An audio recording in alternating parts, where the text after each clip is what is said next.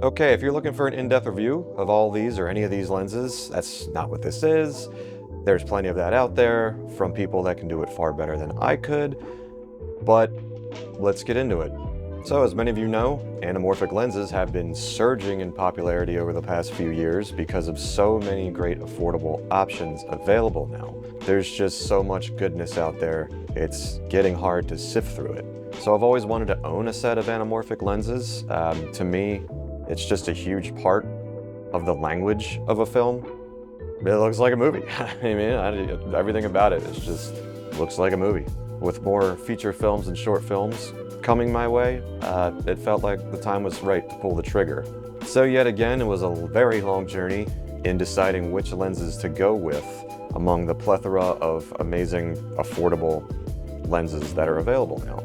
As a primarily RED V-Raptor X shooter, that has a VistaVision sensor, so it took a lot of figuring out and research to decide which would be the best squeeze factor when working with a sensor that size, whether it be 2x, 1.5x, or 1.33x. Another big important deciding factor is the characteristics of these lenses. It's why a lot of people love shooting with them, whether it be the distortions you get or lack thereof, or what the lens flares look like. How much of that did I want? How much is too much or how much is too little? And another big one for me, might not be for you, was lens flare color. A lot of affordable lenses now offer lens flare color options, whether it be blue, amber, silver, neutral, whatever you call it, whatever. Another one is close focus. If you've ever used anamorphic lenses, you know that a lot of them don't have the best close focus capability. There are ways to get around it, but it's something to consider. And a big one for me as a RED Raptor user is how far the rear elements protrude on these lenses. I use variable NDs, namely RED's electronic variable ND, and it's not very forgiving. Figuring out what lenses will work with that was a big thing. And most importantly, price versus value. Even though these lenses are affordable, they're still expensive. So I want to make the right call for the right amount of money, obviously. So after a very long journey of research on shooting anamorphics on the V-Raptor X, I came to some conclusions, thank God, finally. A big one is squeeze factor. Without an open gate sensor, you really have to pay attention to this. So of course, when you're shooting with anamorphic lenses, it is best to have an open gate sensor. You can just use whatever you want. There's no restrictions, really. With the RED, that's a 17:9 sensor, much like shooting 16:9. And if you've ever shot anamorphics on a 16:9 or full frame sensor, you know how limiting it can be. And also, RED's anamorphic presets are a bit of a jumbled puzzle that you have to navigate. You really have to shoot for what aspect ratio you're going for. You can't really fine-tune what exact squeeze or de-squeeze ratio you want with whatever lens you're using. With RED, you have to choose what preset goes with what. Yes, the RED touch monitor does have de-squeeze options. However, these RED cameras don't have an unsqueezed option, if that makes any sense, that you can shoot in.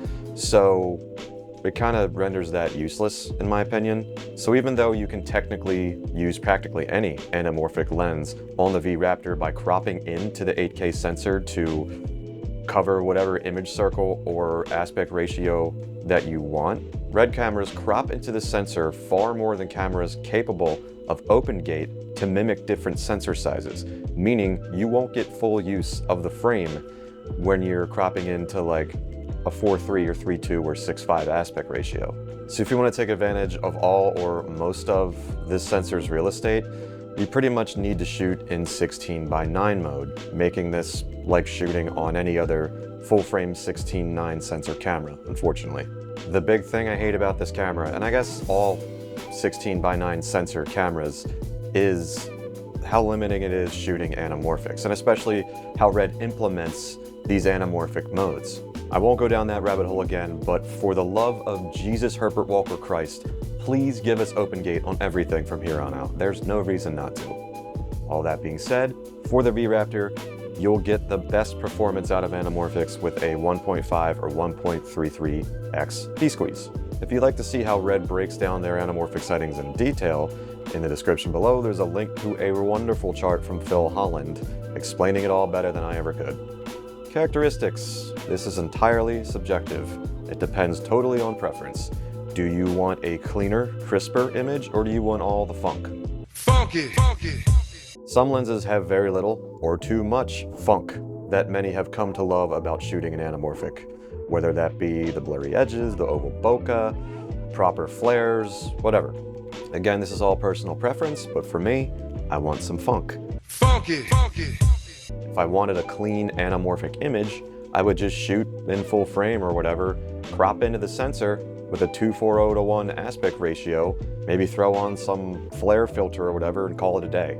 Also, what kind of distortion? Barrel or pin cushion distortion? Some lenses have very little, and some way too much. Blazar Cato. Too much, too much. For me, I like barrel distortion.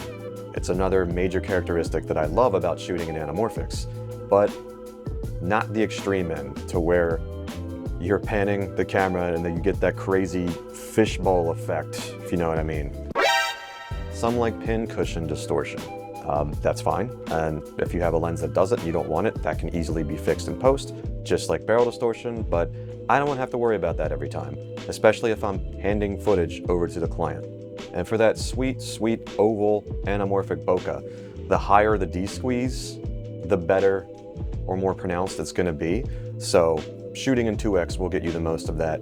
And then going down to a 1.33x, it's going to be minimal. Also, flares are entirely subjective.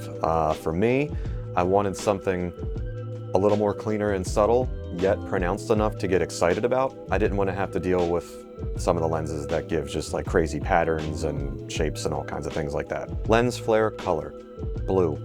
I want blue. You're my boy, Blue! 9 times out of 10, looking back at a lot of my favorite films shot on anamorphics that have noticeable or pronounced flares, they're blue. I just like blue flares, and I want it. I want blue.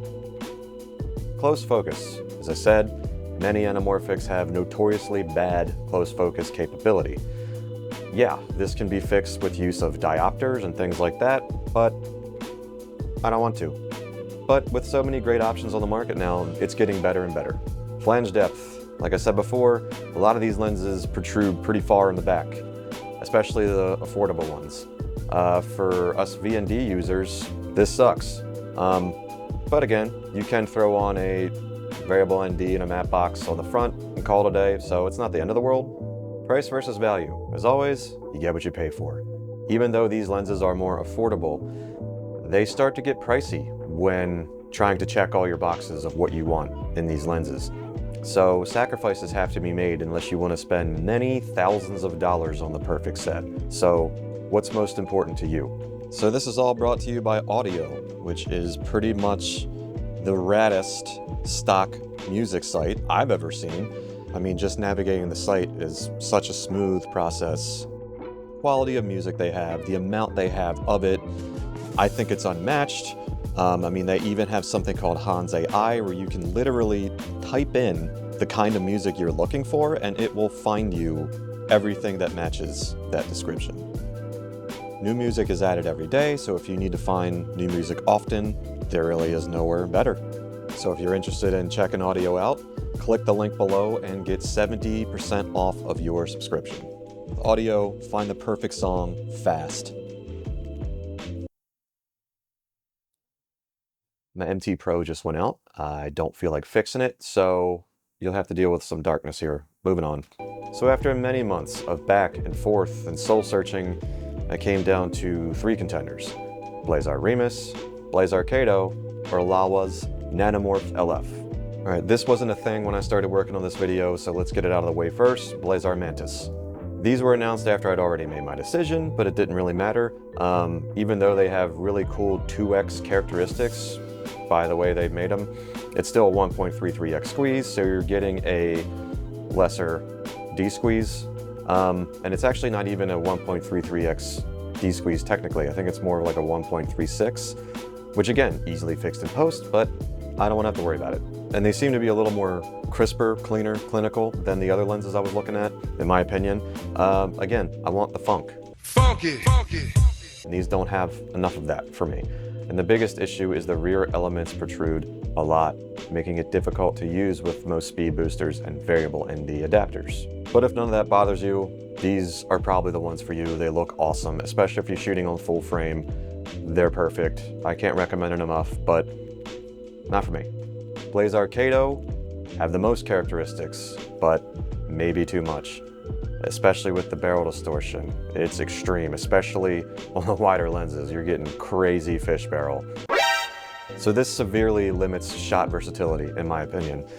Unless your subject or object or whatever you're shooting is dead center in frame or close to it, they're gonna get distorted a lot. That's not to say you can't make beautiful images with these lenses, and there's many instances on YouTube that shows that that is very much possible. But for me, especially with my first set of anamorphics, I wanted something more versatile than how limiting I think the Catos are in that regard. While 2X characteristics are the dream for me with an anamorphic set, like I said before, the V-Raptor crops into the sensor way too much in the 2X mode, so losing a lot of real estate, and I don't want to do that with this camera. However, the Catos do have a longer focus throw, making them great to focus with, especially if you have an AC pull in focus for you.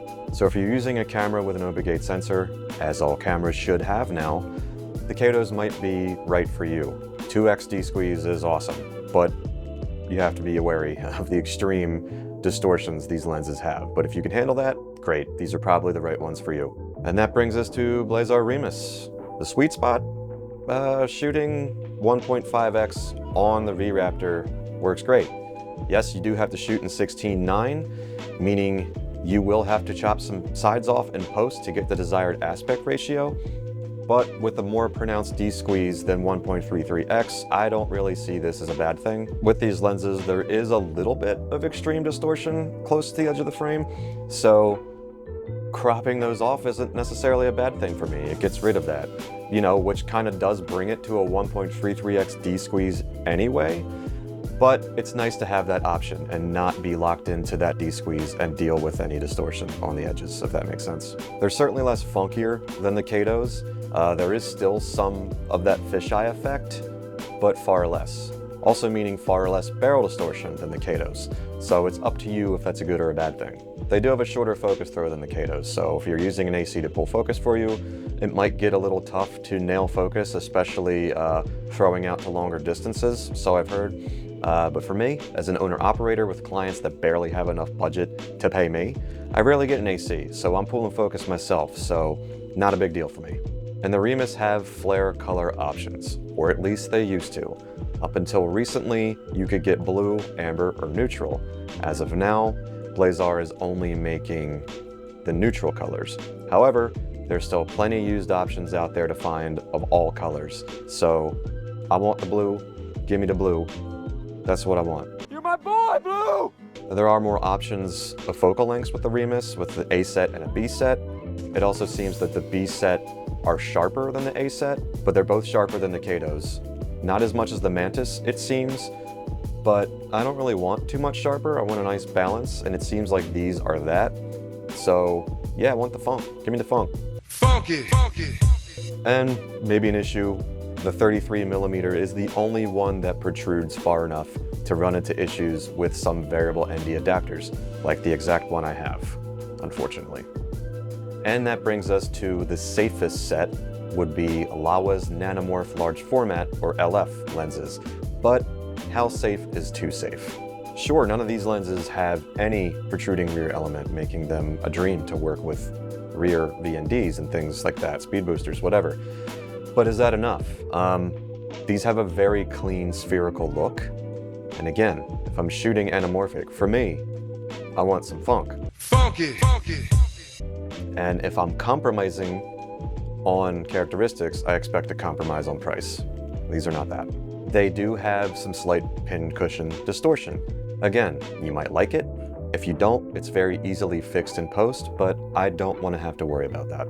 Laowa always produces great looking images with their lenses. I own their Ranger zooms. I love them, I use them all the time. But as far as anamorphics go, I was left wanting more. Also, it seems that Laowa and I aren't the best of friends anymore because they won't play ball with me or answer any of my emails, so f*** them. Okay, home stretch. Let me check on the battery of this mic. Oh, getting low. Okay, let's wrap this up. Verdict. Which set did I go with? In the beginning, my heart was telling me to go with the Catos because of the Dream 2X D-Squeeze. But the Catos are not my dream lenses. If I'm to invest in a set of lenses that are my dream lenses, I'll do that down the road. That's not where I'm at right now. Most importantly, shooting 2X on the V-Raptor sucks, in my opinion. That kind of knocked them right out. And also, as far as 2X anamorphics go into the affordable price range, I don't think they're quite there yet. They're getting there, it's coming soon, I know it, but to me, the Catos aren't it. So with the Catos and 2X lenses in general off the table, the Mantis not really offering much value over the Remus for me, and the bad Laowa breakup, I guess you can tell by now that I went with the Remus. You win. Perfect. So for me, the Remus are kind of the best of all worlds. It's not the extreme distortion of the Catos. They're a little funkier than the Mantis. Funky. Funky. And there's not a complete lack of character like it is with the Laowa Nanomorph. And thank the maker, Blue Flare. This is what I want. You're my boy, Blue! The Remus and Blue are finite. There's only so many out there. You can only get them used. So that kind of makes them unique to me. Blazar and all anamorphic lens makers, give us lens flare options. You are clearly a very popular brand now. You are clearly making a lot of money. You can afford this. Bring it back, please. And lastly, the price is right for the value. Since these are intended to be more of a starter set for me, getting into the world of anamorphics, it felt like the value was there for the money. The end.